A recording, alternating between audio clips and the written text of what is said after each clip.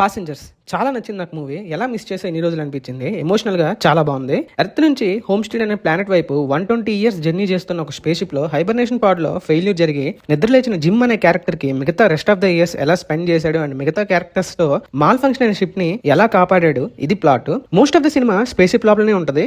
నచ్చిన విషయం ఏంటంటే screen play execution and dialogue part. Space visuals ఎక్కడ ఆర్టిఫిషియల్ గా ఉంటాయో అనుకున్నా, కానీ నచ్చాయి చాలా. So as the space ship and VFX, Jennifer Lawrence చాలా బాగుంది అండ్ యాక్టింగ్ కూడా. జిమ్ అండ్ అరోరా క్యారెక్టర్ మధ్యలో బిల్డ్ అయిన బాండింగ్ క్లైమాక్స్ లో చాలా బాగుంది ఎమోషనల్ గా.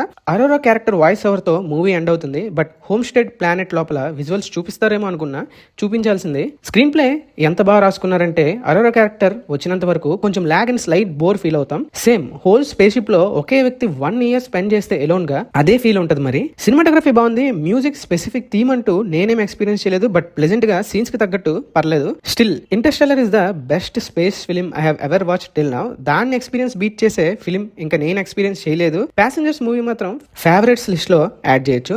ఇంకా నెక్స్ట్ బిగ్ సాంగ్ తో మళ్ళీ కలుద్దాం.